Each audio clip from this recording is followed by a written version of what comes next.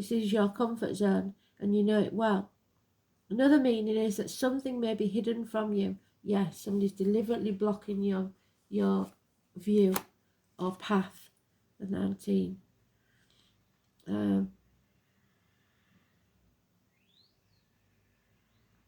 Something that may need to come to light.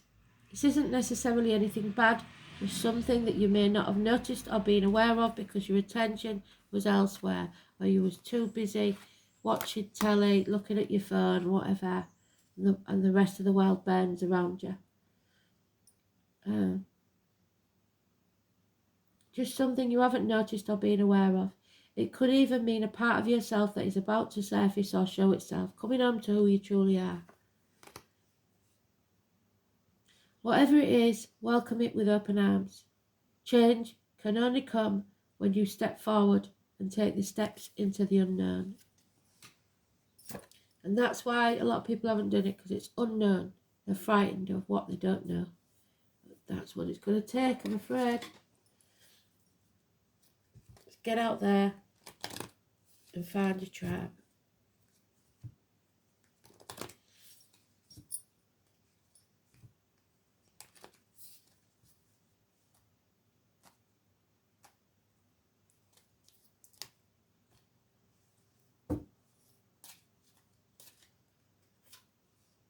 Yeah, friends. The most unlikely friendships will form like variated lichen on hard rock, and they create tight bonds, but not if you don't get out there. Trust yourself, not the material things, yourself. Look for the robin. The robin trusts her wings, not the branches she sits on. So it's not about where you work, where you live, or anything else. It's about you. You made a success of your life, or you made a failure of your life. You cannot rely on anyone else in this life but yourself. So trust yourself above anyone else. If it feels wrong to you, it's wrong. Don't let anybody convince you otherwise. And don't forget to check that small print. Don't sign anything, especially in Mercury retrograde.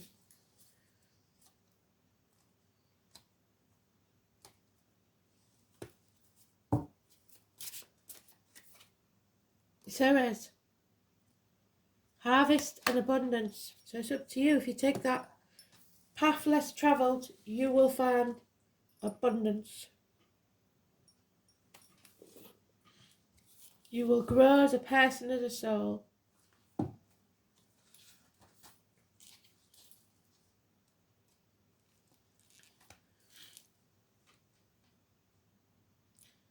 Good fortune, reaping a good harvest, reaping what you sow, wealth, possessions, many blessings and benefits, a good supply of what you need. When you find bountiful Ceres in your reading, it signifies good fortune. But you have to remove a block. Unblocked or in a beneficial position, Ceres showers good fortune on you. It is as though she is saying, go on, you deserve it, take it. She brings you happiness and confidence that the universe can supply all your needs. Her store of riches is open to you. She holds the door open and invites you in. Will you go? It relates to food in your life. She tells you to eat good food that is well produced. She also represents nourishment in the wider sense. How well do you nourish yourself?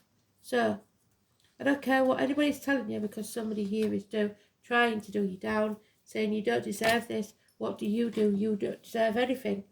What have you done to provide? You do deserve it. Don't listen to the naysayers and the people that put you down, because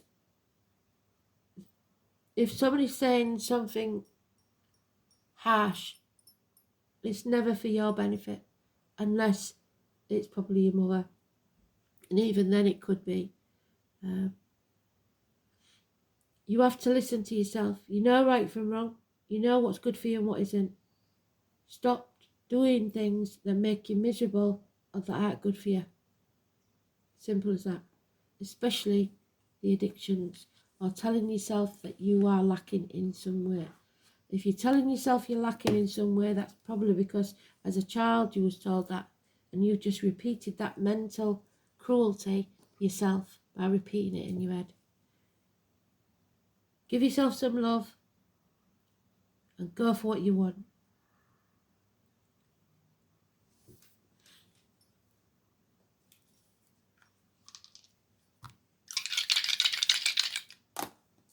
Seventh house, Libra, so it must be about partnerships or marriages then, and we know that that's over.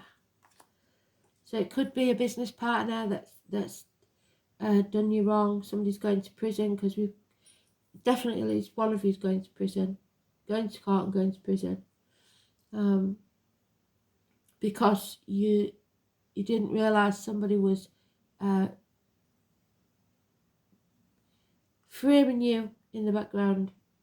So somebody's going to make it your fault. They want to make it your fault. Prisoners, because you didn't put boundaries in place. You didn't say no to these people. So partnerships could be a marriage.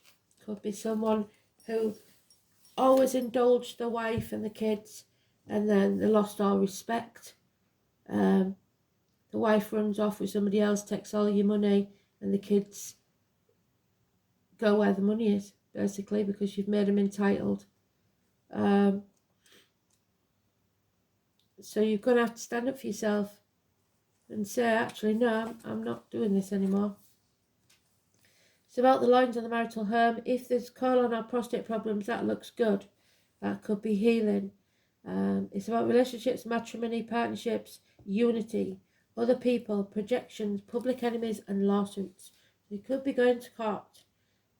Libra, Neptune in Libra. We know Libra sits on the fence, don't we? So this placement aspires to romantic love, but falls prey to delusions and deception.